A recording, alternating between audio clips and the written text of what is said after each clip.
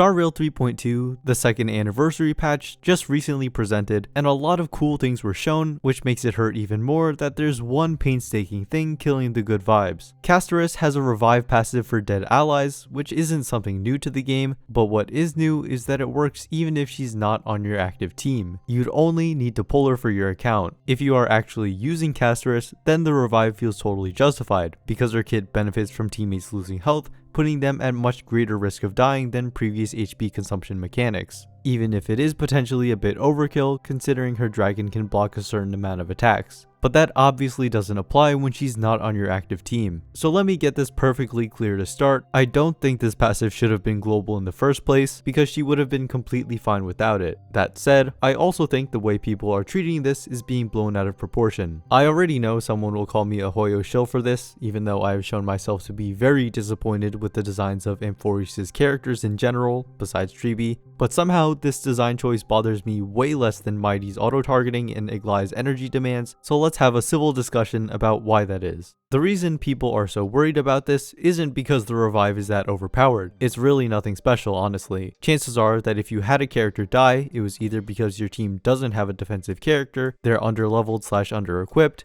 or because you got greedy with skill points and didn't use their skill. If you truly got screwed over by bad RNG with targeting, you'd simply retry the stage with the same exact lineup and probably be fine. And while Castorice's revive technically does buff sustainless teams, your unit will be left on just 1 HP, so they're most likely going to die again, not to mention sustainless teams in no way represent an average player's team composition. Castorice's revive does nothing to help players clear stages faster, which is what would actually matter, and sustained supports are too strong for there to be a persistent threat of allies dying, even if they were to buff enemy damage. So what players are actually upset about is that it feels like this opens the door for more global passives in the future, ones that would be much stronger and encourage spending in a more predatory way, and this is Star Rail's way of testing the waters. Well, the continuation of the analogy would be them testing the waters, finding out the water is freezing cold, and then jumping in anyway. People most certainly gave them feedback during the 3.2 betas that a global passive is not it, yet they decided to go through with it anyway.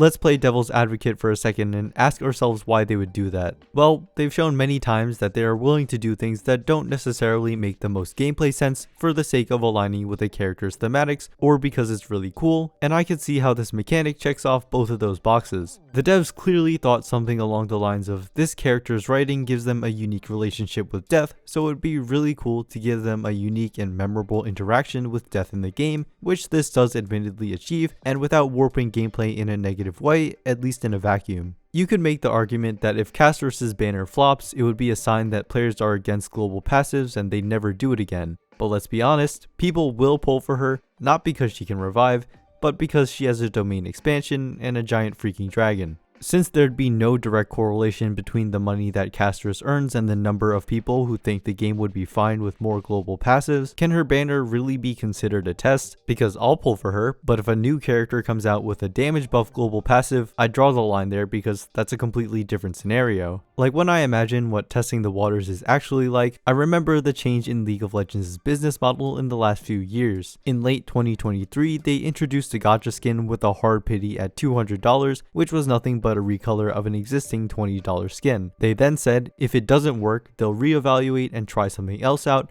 or change what we're doing here with this. The many people who ended up buying it without a doubt voted yes with their wallets, saying that they were okay with high price skins that historically always had low flat costs. Fast forward to now, the price is higher with $250 gacha exclusive skins that aren't recolors, fully capitalizing on the fear of missing out. So while I understand the concept behind this slippery slope mentality, I don't see Castorice as a test because her global passive is just a tiny footnote on a kit that provides way greater incentives to pull for her. They honestly have no reason to see if they can get away with it, because in this instance, they were always going to, no matter what the community feedback was. But what about the precedent? Now that Castorice is going to be added with this, there's nothing stopping Hoyo from adding a global passive that gives attack and crit stats. While I understand where that perspective is coming from, there was never anything stopping them from doing something like that, regardless of if Castorice has a global revive or not. Look, the truth is that the devs have the power to completely ruin the game at any given time,